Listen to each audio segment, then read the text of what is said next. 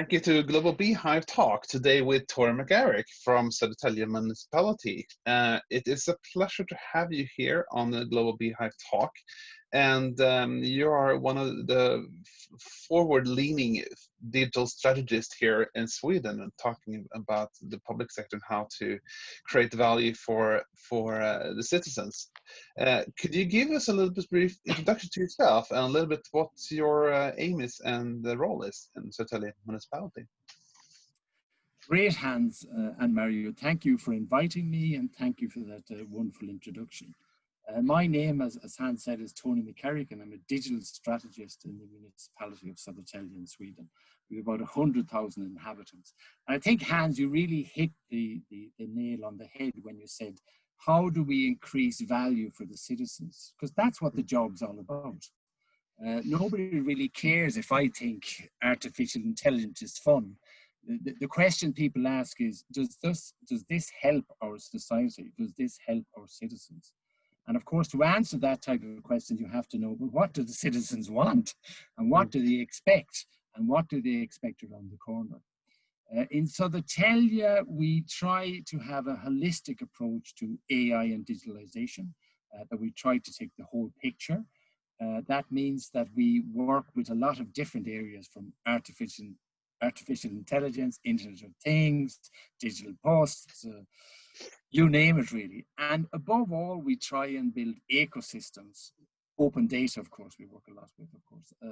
We try to build ecosystems so that 1 + 1 would be much more than 2. And the other big driving force is that we take very seriously the input Sweden has got from the OECD, and also just last week from the European Union. We both really say that despite the fact that Sweden has fantastic possibilities in the area of AI and digitalization, in the public sector, things are going very slowly. We have to take that seriously. And in Södertälje, we take that very seriously. And we have on the agenda always that we have to have a leverage, that we have to do things. We have to do things that actually does help the organization or the citizens or both. Because if we can't show how to do it, then who's going to do it? But because by showing a new way of doing things, then people will understand that the robots are not coming. The robots are actually here. And the robots have been in the global world a good while now. But they're in Södertälje now at the moment. Excellent introduction. Something I really picked up on in your introduction there is really how the perception of municipality has changed during the last 20 years. What is your view on that? Has it changed immensely due to digitalization of business and other areas? I think the perception from the citizens have changed. I think the perception of ourselves has not changed quite enough. And that, I think, is one of our challenges. Our citizens in Södertälje or in Sweden, they're the same as the citizens in Rwanda or Tibet, really. They are living in a world where internet has made things much more transparent, where you can get something when you want it, that you don't have to follow the book. Oh, I can only ask the municipality between 9 and 5. The world doesn't look like that anymore. And we who work in the public sector have to realize that our citizens will not accept the discrepancies between the private life and the public life. So we really have to step up. We really have to embrace the change. We really have to be more aware of what's happening in the countries beside us, or the parts of the world. We have to realize what's happening in Finland. Why do they get so much praise for about artificial intelligence? Why does Estonia get so much focus? Why is so happening in Singapore? And all these types of questions. So I think we really have to ask ourselves the simple questions. What do the citizens want? What do they expect? We also have to ask critical questions, especially people like me. Are the things that I'm doing relevant, or have I misunderstood? And I think we have to realize that something that was good and relevant last year is maybe not relevant anymore because the rate of change is changing. And we have to relate to that. That's a big challenge, but the world is not waiting. They're not waiting for us or anybody else. So we really have to step it up, I think.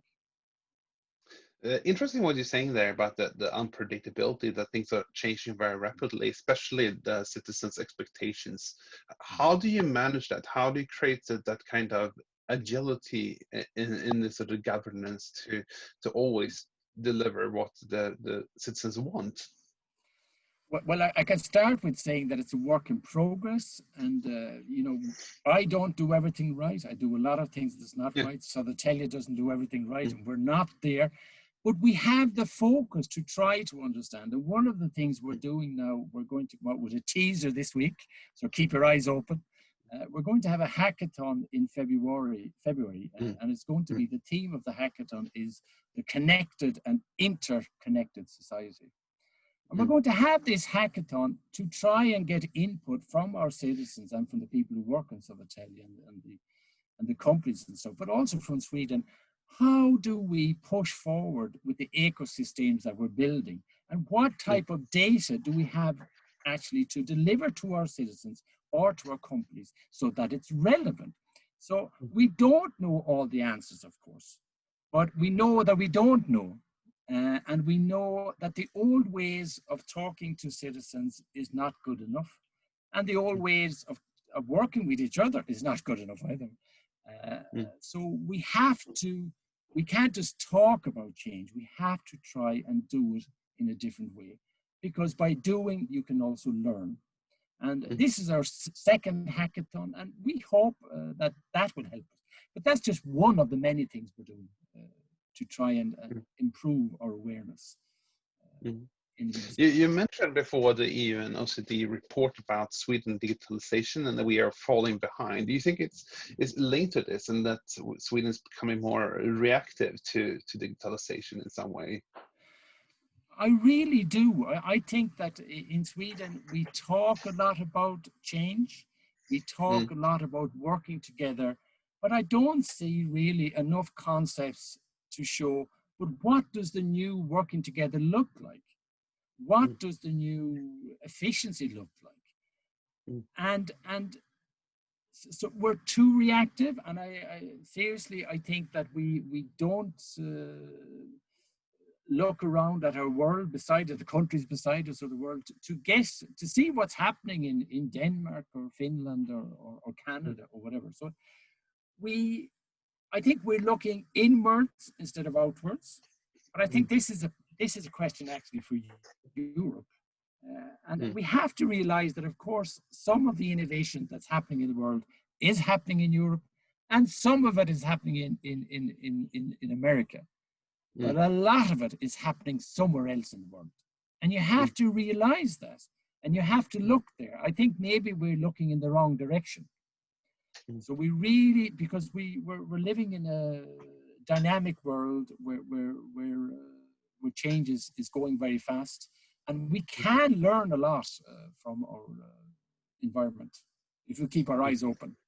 Yeah, my reflection is, I don't know if it's correct or not, but I think that many municipalities, and especially the public sectors, are waiting for someone else to coordinate and to drive things rather than doing things themselves.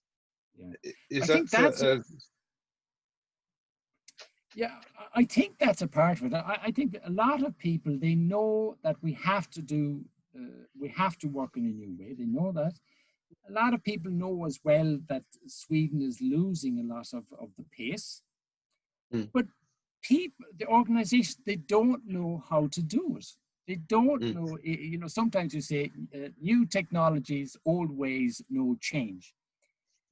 A lot of organizations, they don't know what does the new way look like. And for a job like me and my little group that I'm the boss for, we're only 5 people altogether, we have to show the way forward. And the hackathon is just one way, as I mentioned. We do lots of other stuff, but you have to actually show that there are new ways of working, and this is how you can do it. And I think waiting is not the answer. And the longer you wait, the more difficult it's going to be. In Södertälje, we usually say that people in Södertälje know, well, not everybody, of course, but a lot of people know that, yeah, well, you know, Södertälje, they've got their chatbot built on natural language processing, which is a part of artificial intelligence. And then they've got their robotic process automation robots, it's called Ragnhild. We have 2 of those now, actually, just from last week. We're scaling it up. And it's a big difference about talking about, oh, we're going to work with digitalization, and actually living it. It's a big, big difference. Because once you do it, it's the same thing about having a hackathon or doing a hackathon. It's 2 completely games. It's also you're on the game, and you put pressure on the organization that you can show that we can do things in a new way. We can give leverage. We can change things. We can do things better, and we can do it now. What an exclamation mark there to show that Södertälje Kommun is really on the forefront here.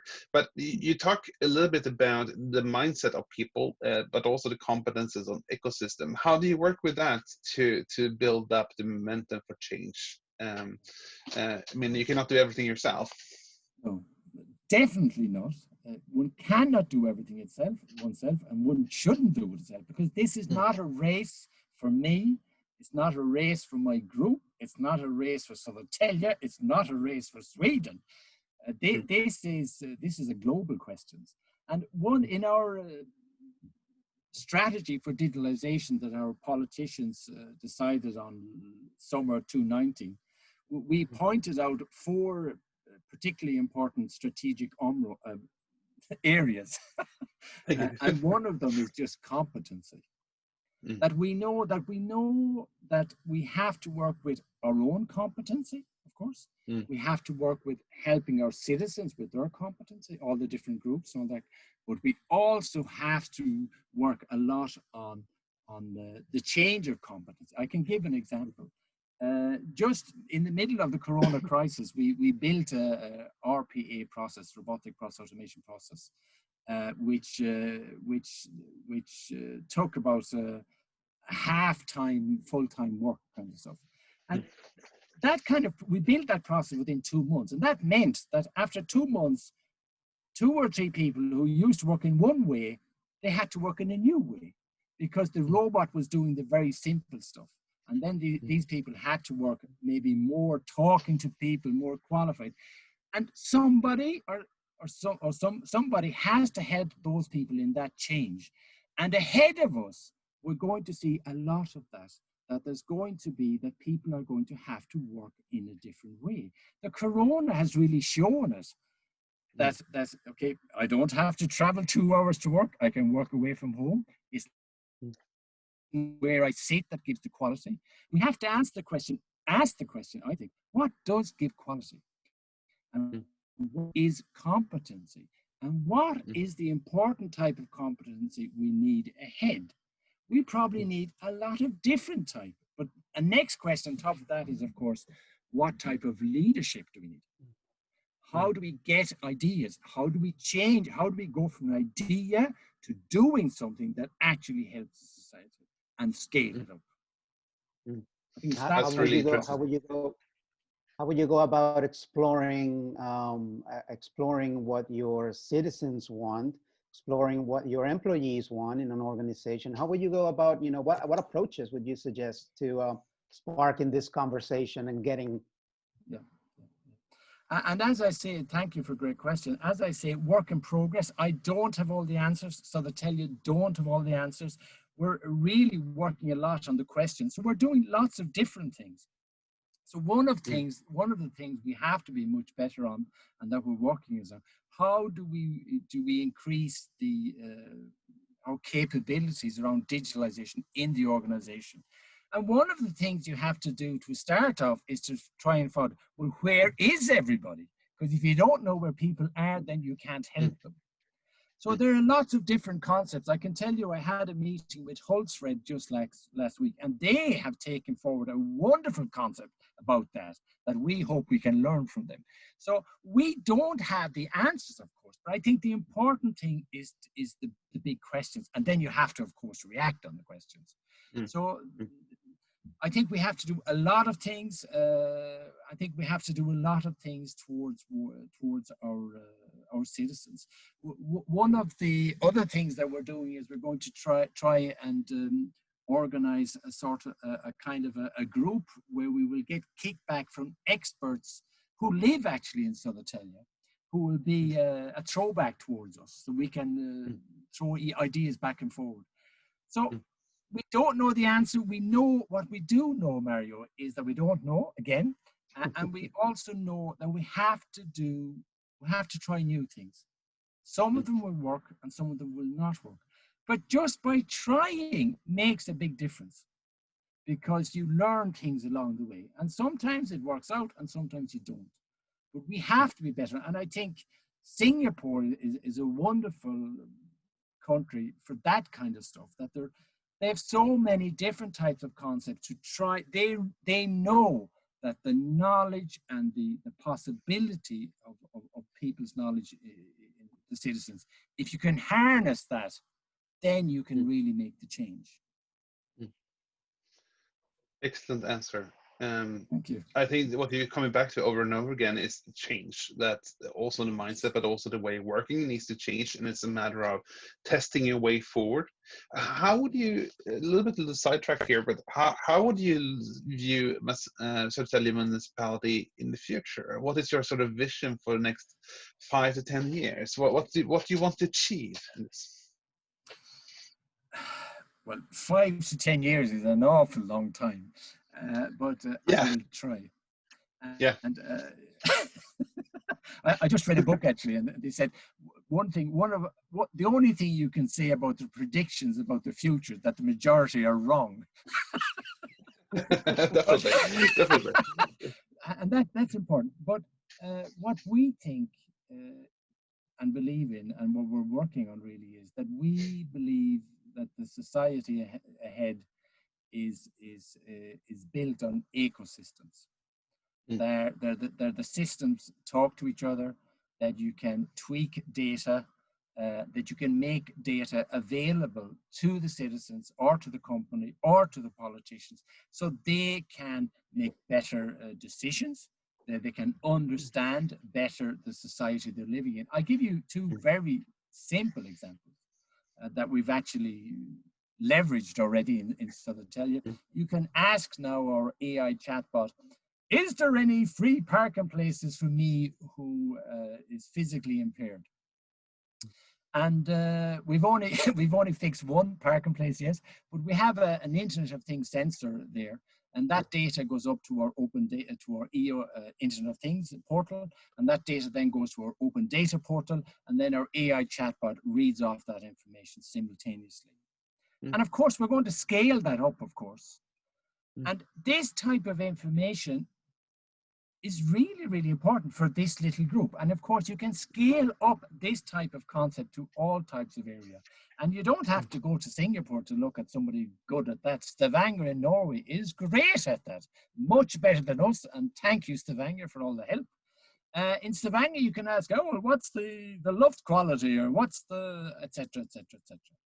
So, but that's very simple. If you scale it up to the politicians so they understand data, open data, and that you visualize it, that the politicians can see that